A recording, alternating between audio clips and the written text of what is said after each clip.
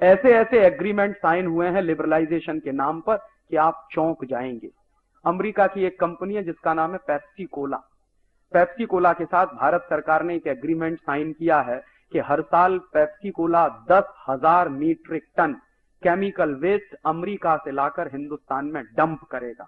ये है लिबरलाइजेशन। और ये 2 साल से डंप होना शुरू हो गया है।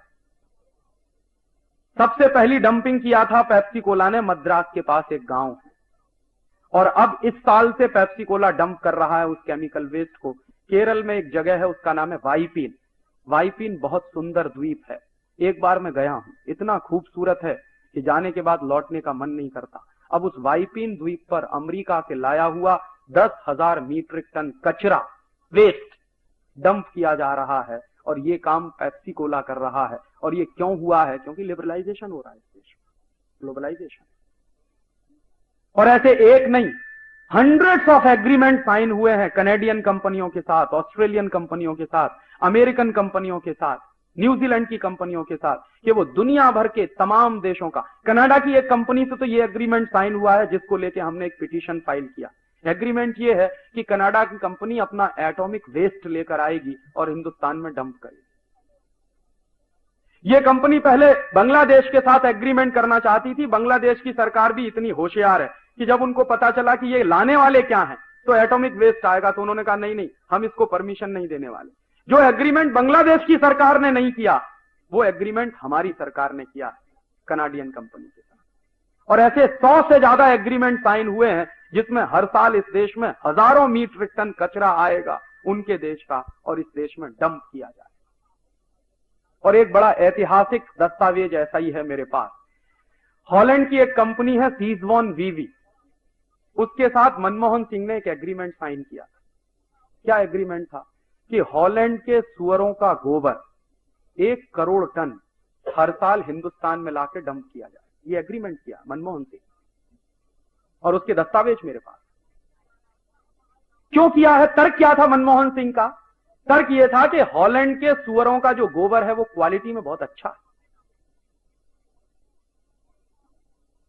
क्यों अच्छा है क्वालिटी में?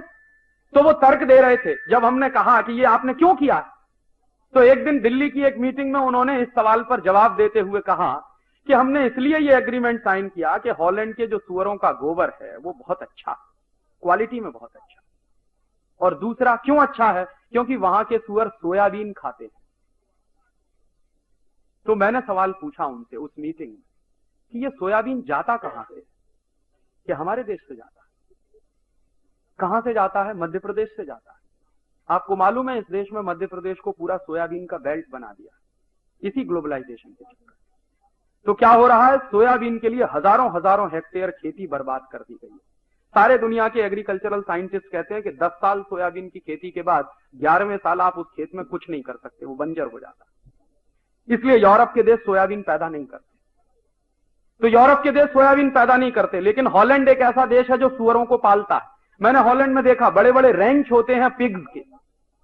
हमारे यहां रेंच होते हैं गाय के, उनके यहां रेंच होते हैं पिग्स के।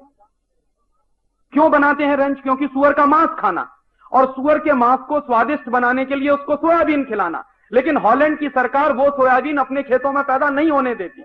उसके लिए भारत सरकार से उन्होंने समझौता करके हमारे यहां सोयाबीन पैदा करवाना शुरू किया। तो यहां से सोयाबीन की खली जाती है, उनके सुअर खाते हैं, और उसके बाद जो टट्टी करते हैं वो हमारे देश में आएगी। ये एग्रीमेंट किया। और ये एग्रीमेंट एक ऐसे व्यक्ति का है जिसको हिंदुस्तान में बेस्ट फाइनेंस मिनिस्टर का अवार्ड मिला। पता नहीं उनके दिमाग में भी वही गोबर भरा हुआ है। और जब हम कोर्ट में गए ये सब बातें लेकर, और मनमोहन सिंह को लगा कि अब फंसने वाले हैं और जवाब नहीं देते बन रहा था उनको, कोर्ट ने नोटिस इशू कर दिए थे। इसको हमने पब्लिक इंटरेस्ट पिटीशन बनाया था। तो मनमोहन सिंह ने फिर बाद में प्रेशर में आके वो एग्रीमेंट कैंसिल किया। ऐसे एग्रीमेंट साइन होते हैं लिबरलाइजेशन और ग्लोबलाइजेशन। कोई एक मॉनिटरिंग कमेटी नहीं है इस देश में जो ये छांटती हो कि क्या एग्रीमेंट साइन हुआ है और उसके क्या परिणाम होने जा रहे हैं इस देश में। एक भी कमेटी ऐसी नहीं बनाई भारत